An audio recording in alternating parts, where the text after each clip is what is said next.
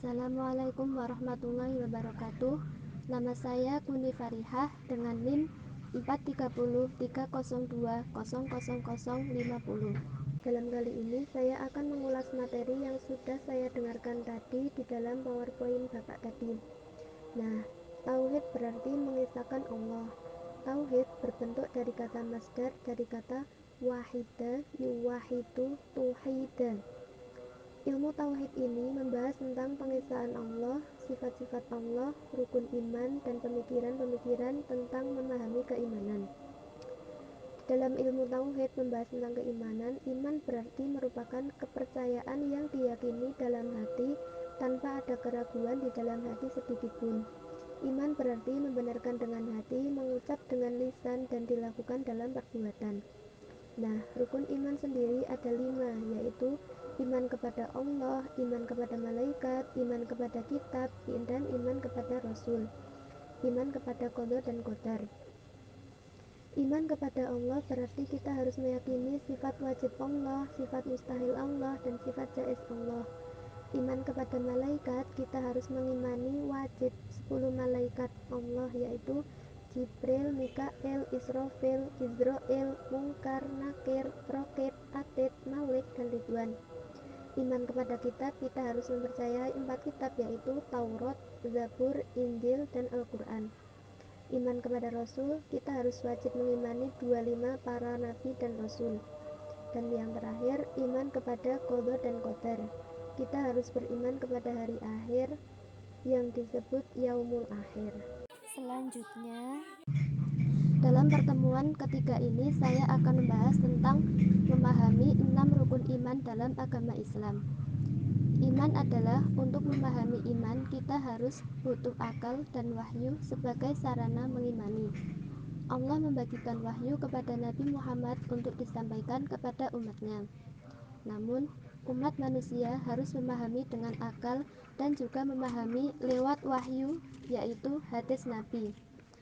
Untuk mengenal ayat-ayat keagungan Allah ada 2, yaitu ayat kauniyah yang merupakan pertanda keagungan Allah yang dijelaskan lewat kejadian alam semesta, seperti tentang penciptaan manusia, tahapan-tahapan terjadinya manusia, teori Big Bang, dan lain-lain yang berasal dari kejadian alam semesta. Yang kedua, ayat qauliyah. Ayat qauliyah pertanda keagungan Allah yang disampaikan lewat wahyunya, yaitu Al-Quran. Iman adalah kepercayaan. Menurut istilah, sebuah kepercayaan yang meresap dalam hati dan tidak ada keraguan sedikitpun di dalamnya, sehingga berpengaruh pada ucapan dan perilaku orang yang beriman. Iman berarti membenarkan dengan hati, mengucapkan dengan lisan, dan menjalankan dengan anggota badan. Rukun iman yaitu ada 6, iman kepada Allah, iman kepada malaikat, iman kepada kitab, iman kepada nabi, dan iman kepada qada dan qadar. Selanjutnya, berikut ulasan materi keempat, sejarah munculnya beberapa aliran teologi dalam agama Islam. Sebelum Nabi wafat, tidak ada permasalahan yang besar menjadi sebuah pertentangan dalam tubuh umat Islam pada saat Nabi Muhammad masih hidup. Nah, ketika pada masa Abu Bakar, belum ada permasalahan yang serius tentang perbedaan pendapat dalam umat Islam. Setelah itu digantikan oleh Utsman. Pada masa Utsman pun fitnah muncul, yang pada akhirnya Utsman terbunuh saat adanya demonstrasi yang membuat dia harus digantikan oleh Ali. Itu pun dengan syarat harus mencari pembunuh Utsman. Ketika Ali diangkat menjadi khalifah, ada beberapa pertentangan yang dialami Ali, yaitu 1. Tuntutan untuk menemukan pembunuh Utsman. 2. Perang dengan Aisyah atau perang Jamal.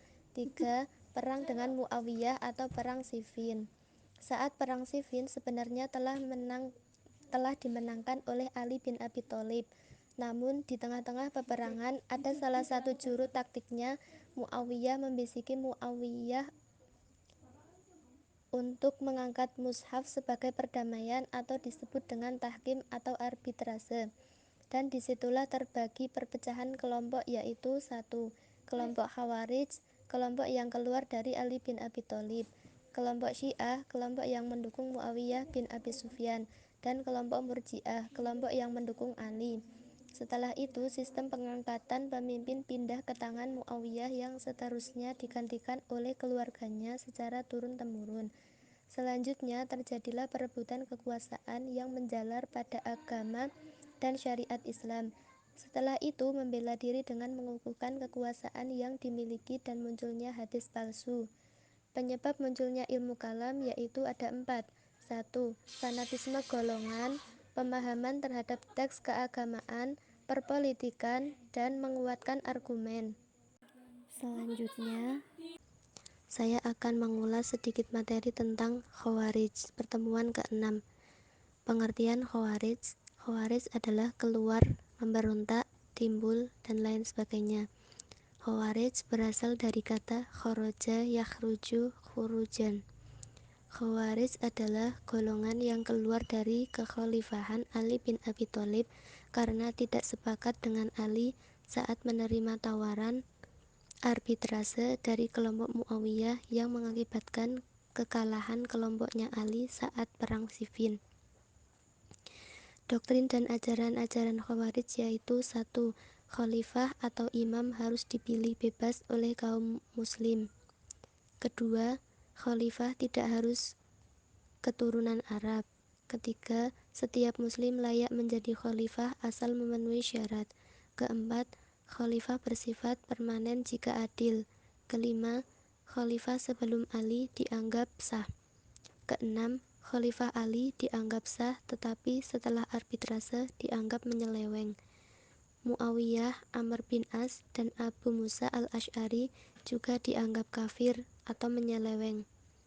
Pasukan perang Jamal yang melawan Ali juga kafir.